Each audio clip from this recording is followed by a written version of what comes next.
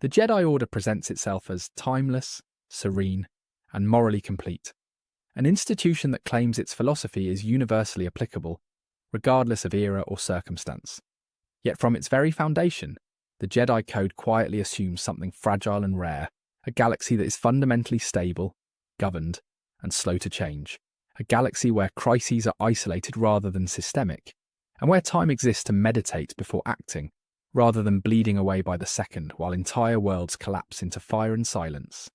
This assumption of stability is not a minor oversight, but the load-bearing pillar of the entire code, because emotional regulation, long-term balance, and contemplative wisdom are luxuries that only function when survival itself is not in question. And when the galaxy shifts into open conflict, those virtues do not vanish, but they warp, becoming tools that no longer fit the shape of reality they are meant to address. In eras of peace, the Jedi can afford patience, can delay intervention, can spend years training initiates in controlled environments, and can frame every ethical dilemma as something that has a clean solution if one simply waits long enough and listens to the Force carefully enough. But war does not wait, and the Force does not speak in calm whispers when it is screaming through mass death and collective trauma. The Code teaches that there is no emotion, there is peace. Yet this statement only functions coherently when emotions are not being forcibly induced by loss, terror, or systemic injustice. Because peace as an internal state cannot be willed into existence, while everything external is designed to provoke rage, grief, and desperation on a planetary scale. Detachment becomes the central illusion of this philosophy, not because detachment is inherently flawed, but because it presumes consent. It presumes that loss is optional, that attachment can be released gently rather than torn away violently, and war does not ask whether you are ready to let go. It simply takes and then dares you to pretend you are unaffected. It is easy for the Order to preach no attachment when the temples stand untouched, when families are not being executed in the streets, and when entire cultures are not erased overnight, because in those conditions, attachment appears as a choice rather than a biological and moral response to witnessing suffering in real time. When the galaxy is not burning, restraint looks like enlightenment, and calm reads as mastery, but this interpretation collapses the moment restraint becomes an excuse for inaction, and calm becomes indistinguishable from emotional suppression, masquerading as spiritual superiority. The Jedi are taught from childhood to internalize discomfort rather than process it, to redirect grief into meditation rather than confrontation, and to believe that feeling deeply is a step away from the light, which works only as long as those feelings remain manageable, contained and hypothetical. War obliterates that containment because it forces the Jedi into constant proximity with death, not as abstract disturbance in the Force, but as screaming civilians, dying allies, and moral compromises that repeat every single day, and the Code offers no mechanism for metabolizing that psychological weight beyond pretending it should not exist. The original role of the Jedi was never that of a general, tactician, or battlefield commander. They were mediators, scholars, and guardians of equilibrium, operating in liminal spaces where violence was a last resort rather than the default language of engagement. Their training reflects this origin, emphasizing contemplation over aggression, diplomacy over domination, and personal harmony over strategic efficiency. Yet the moment the Republic militarizes the Order, it asks monks to perform as soldiers, without rewriting the philosophy that governs their inner lives. This is not merely an occupational mismatch, it is a spiritual contradiction, because a general must make split-second lethal decisions that permanently alter lives, while the Code was designed for individuals who had the luxury of reflection, distance, and moral clarity, achieved through time rather than urgency. A battlefield does not allow for long, meditative alignment with the Force. It demands instinct, fear management, and emotional investment in the survival of those beside you. All things the Code quietly discourages or outright condemns when interpreted rigidly. As a result, the Jedi begin to conflate emotional numbness with professionalism, believing that the less they feel, the more ethical they are, even as this very numbness erodes empathy, creativity, and the capacity to recognize when obedience itself has become the immoral choice. The Order reinforces this distortion by equating serenity with virtue, treating visible calm as evidence of moral correctness, regardless of outcome. which allows devastating decisions to be framed as righteous simply because they were made without visible emotional turmoil. In peaceful eras, this framework goes largely unchallenged because consequences unfold slowly and failures can be obscured by time, but war accelerates consequence, forcing every philosophical weakness to manifest immediately and publicly. When serenity becomes the goal rather than justice, the Jedi risk prioritizing their internal state over the lived reality of those they claim to protect, and the Code offers no corrective for this imbalance because it was never designed to operate under conditions where neutrality itself becomes a form of violence. This is the quiet tragedy of the Jedi Code. Not that it is wrong, but that it is incomplete, optimized for an idealized galaxy that no longer exists by the time the Order needs it most, and every attempt to apply it unchanged to a universe in crisis only exposes how brittle its assumptions truly are. As the pressure of conflict continues to mount, these philosophical fractures do not heal.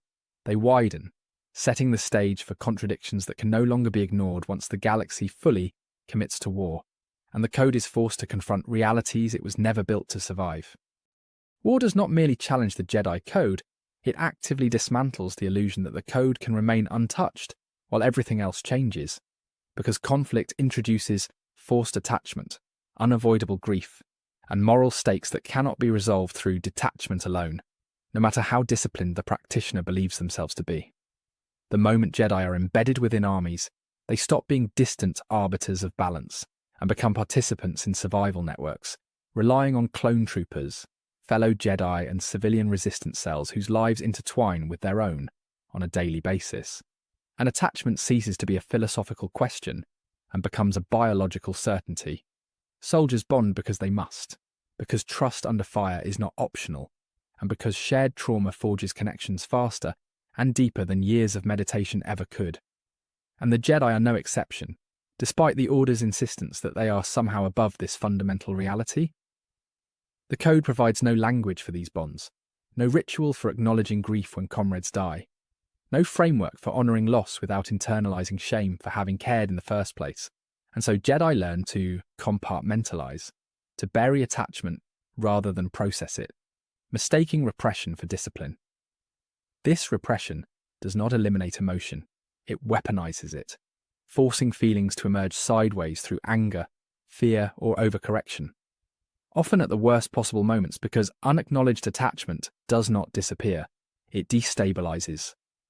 The Clone Wars make this hypocrisy impossible to ignore, as Jedi stand at the front of legions of clone soldiers, beings engineered from birth for obedience, accelerated aging, and expendability, while simultaneously preaching the sanctity of life and the rejection of violence as a solution.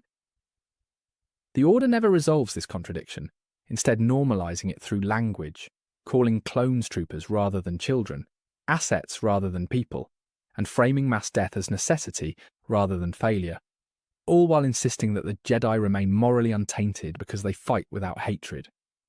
Yet the optics matter less than the internal damage, because leading an army while denying emotional investment requires a level of dissociation that corrodes empathy, and the more Jedi succeed tactically, the more they must numb themselves philosophically to survive the weight of what they are doing. The Code offers rules, not answers, and this distinction becomes fatal in war, because conflict is defined by moral ambiguity, by choices where every option results in suffering, and where doing nothing is often the most destructive act of all. There is no verse in the Code that explains how many civilians are acceptable losses to prevent a greater atrocity, no guidance on whether assassination is justified to end a war early, no clarity on when disobedience to authority becomes moral necessity rather than arrogance.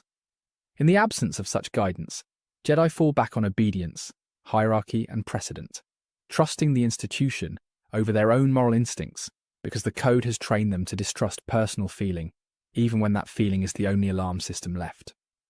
Those who survive best in this environment are not the most obedient, but the most flexible, the Jedi who instinctively bend doctrine to meet reality rather than forcing reality to conform to scripture. And this pattern repeats too consistently to be dismissed as coincidence.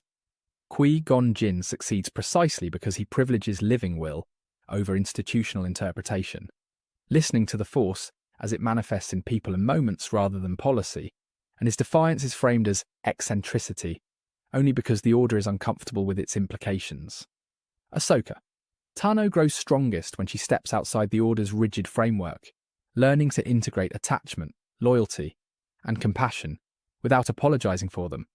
And her eventual departure is not a failure of character, but an indictment of a system unable to hold complexity. Anakin Skywalker's tragedy is not that he breaks the code, but that he is forced to break it alone, without support, honesty, or language for what he is experiencing, because the Order offers him suppression where he needs guidance, and silence where he needs understanding. In each case, success correlates with deviation, and survival requires selective disobedience.